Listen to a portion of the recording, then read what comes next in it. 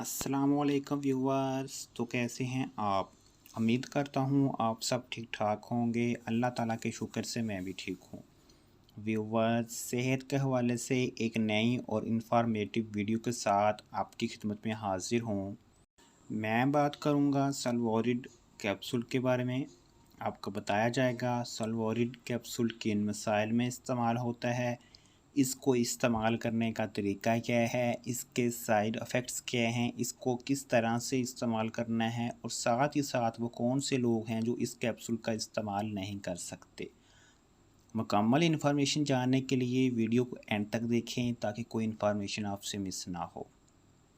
एक बार फिर नए आने वाले नाज़रीन से रिक्वेस्ट है, जो नाज़रीन मुस्तफ़ा फार्मेसी पर न्यू हैं वो हमारे चैनल मुस्तफ़ा फार्मेसी को ज़रूर सब्सक्राइब करें। साथ लगे बेल आइकन के बटन को ज़रूर प्रेस करें ताकि हर नई आने वाली वीडियो का नोटिफिकेशन बर वक्त उन तक पहुंच सके। व्यूअर्स, स्टार्ट करते हैं सल्वोरिड कैप्सूल की कंपोजिशन के बारे में, यानी कि इसकी फार्मूलेशन क्या है। इसकी फार्मूलेशन में शामिल है लेवोसल्पिराइड, ये एक एंटीबायोटिक कैप्सूल है। सल्वोरिड कैप्सूल हाई क्यू फार्मा की प्रोडक्ट है जो एक नहायत ही अच्छा एंटीबायोटिक है। ये 25 mg और 50 mg की पोटेंसी में मार्केट में अवेलेबल है। व्यूवर, सल्वोरिड कैप्सूल की हम फार्मूलेशन तो जान चुके। अब हम बात करते हैं सल्वोरिड कैप्सूल किन मसाइल में इस्तेमाल होता है। सल्वोरिड कैप्सूल मैदे में तेज़ाबियत के लिए इस्तेमाल होता है। अगर आपके मैदे में तेज़ाबियत है या आपके पेट में गैस रहता है तो आप सल्वोरिड कैप्सूल इस्तेमाल कर सकते हैं। सल्वोरिड कैप्सूल दिमागी मरीज़ ऑस्मोटिक डिसऑर्डर में भी इस्तेमाल होता है। सल्वोरिड कैप्सूल शिज़ोफ्रेनिया में भी इस्तेमाल होता है।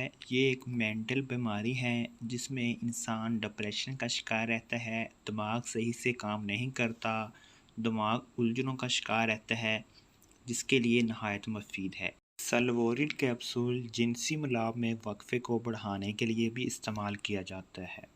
व्यूवर्स, हम इस कैप्सूल के इस्तेमाल तो जान चुके। अब हम बात करते हैं इस कैप्सूल के नुकसानात क्या हो सकते हैं। आप में सुस्ती छा सकती है, आपका ब्लड प्रेशर कम हो सकता है, मतली आ सकती है, सर चकरा सकता है, स्किन पर रैशेस आ सकते हैं और साथ ही साथ ख़वातीन में मेंसेस का बंद होना भी शामिल है। अगर आपको इनमें से कोई भी साइड इफ़ेक्ट रूनुमा होता है तो आप इस कैप्सूल का इस्तेमाल फ़ौरी तौर पर बंद कर दें। व्यूवर्स, अब हम इसके नुकसानात भी जान चुके। अब हम बात करते हैं इस कैप्सूल को इस्तेमाल किस तरह से करना है। मैदे के मरीज़ लोग, यानी कि वो लोग जिनके मैदे में तेज़ाबियत है, 25 मिलीग्राम वाला एक कैप्सूल एक सुबह और एक शाम खाने से पहले इस्तेमाल करें। वो लोग जो डिप्रेशन का शिकार हैं, 1 हफ़्ते से 2 हफ़्ते तक 25 मिलीग्राम वाला कैप्सूल इस्तेमाल करें। वो लोग जो जिनसी टाइमिंग बढ़ाना चाहते हैं, जिनसी टाइमिंग के लिए जिनसी मिलाप से 1 घंटा पहले इस कैप्सूल का इस्तेमाल करें।